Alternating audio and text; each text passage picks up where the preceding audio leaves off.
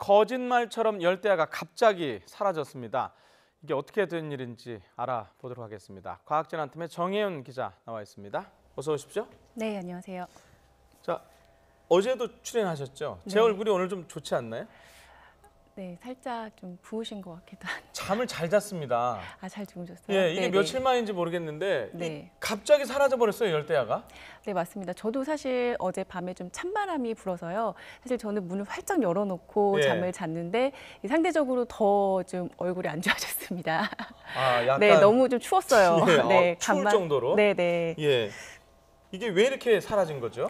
일단 오늘 아침 기온이 21.7도였습니다. 예. 어제보다는 기온이 6도가량 낮았고요. 네. 그리고 열대야의 기준인 25도를 밑돌았습니다. 네. 서울의 경우에는요, 지난달 21일부터 열대야가 나타났으니까 무려 27일 만에 이 열대야에서 탈출한 겁니다. 네. 다른 지역도 대부분 25도 아래에 머물렀고요. 예. 오늘 아침 집계된 바로는 제주도를 서귀포만 25도를 기록하면서 열대야가 이어졌고 예. 내륙은 대부분 열대야가 해소가 됐습니다. 예, 당초 저희가 어저께 예상하기로 동쪽 지역, 그러니까 네. 동해안 쪽만 열대야가 없어지고 서울이나 뭐 중부는 당분간 열대야는 조금 더 가지 않겠느냐 이렇게 예상을 했었는데 왜 이렇게 갑자기 바뀐 거죠?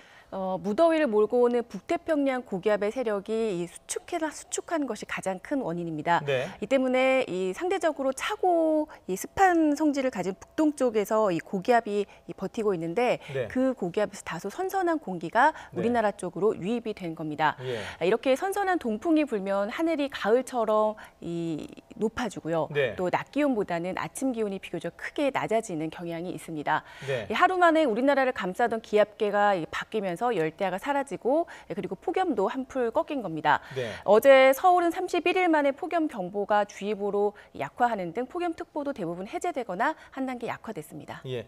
자, 그럼 제주도는 어제 계속됐다고 하는데, 자, 그렇다면 궁금한 거, 자, 열대야 이제 끝입니까? 이번 주말과 휴일까지는 열대야 걱정은 안 하셔도 될 것 같습니다. 네. 그 다음은요? 그 이후는 사실 조금 유동적이긴 하지만 네.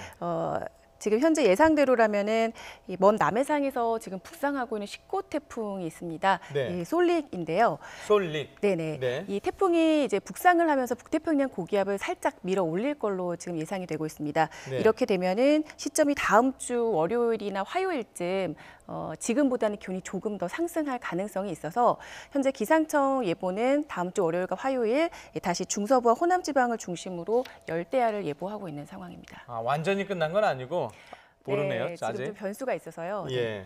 자, 그리고 방금 전에 말씀하셨던 제19 태풍 이름이 뭐라고 그랬죠? 네, 솔릭입니다. 솔릭. 네. 자, 우리나라에 영향을 줄 가능성이 좀 있습니까? 지금 알 수 있습니까?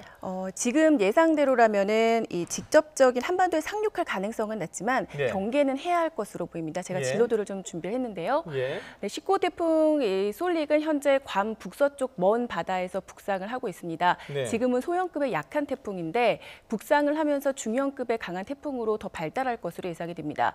이 태풍은 다음 주 수요일쯤 일본 규슈 남쪽 해상까지 진출할 것으로 예상이 되는데 네. 여기까지는 미국과 일본도 같은 진로를 현재 예상을 하고 있습니다. 네. 이후 진로는 좀 유동적인데요. 규슈를 관통한 뒤에 대한해협을 통과할 가능성이 현재로서는 큽니다. 하지만 이 경로로 이동을 한다 하더라도 네. 동해안과 영남 일부 지방은 태풍의 직간접 영향을 받을 수 있기 때문에 대비를 해야 할 것으로 보입니다. 예. 자, 마지막으로 궁금한 거 하나 여쭤보겠습니다. 자, 열대야는 조금 전에 말씀하셨고 이제 낮 동안의 더위, 폭염은 언제까지 가는 겁니까? 네, 사실 어제도 말씀드렸는데 지난주보다 그리고 어제보다 오늘이 조금 폭염이 조금 완화된 상황인데 이 33도 안팎의 더위가 당분간 좀 지속이 될 걸로 좀 예상이 되고 있거든요. 네. 그런데 다음 주 초반에 아까 말씀드렸지만 태풍이 북상하면서 살짝 기온이 조금 더 오를 가능성이 있고요. 네. 이후 태풍이 지난 뒤에는 사실 폭염이 해소될 걸로 현재 내다보고 있습니다. 네. 그런데 좀 문제는 다음 주에는 이 북태평양 고기압이 좀 수축하면서 예. 태풍의 길이 한반도로 열릴 가능성이 큰 상황입니다. 네. 이렇게 되면은 태풍이 지난 뒤에 폭염은 해소가 되겠지만 네. 사실 폭염 해소보다도 비바람 피해에 대한 그 대비가 더 시급한 상황이기 때문에 폭염보다는 태풍에 대한 대비가 더 중요할 걸로 보입니다. 예, 알겠습니다. 이제 폭염은 좀 거의 마무리 단계인데 태풍 걱정을 좀 네, 맞습니다. 대비를 철저히 해야 될 것 같습니다. 알겠습니다. 정혜연 기자였습니다. 고맙습니다.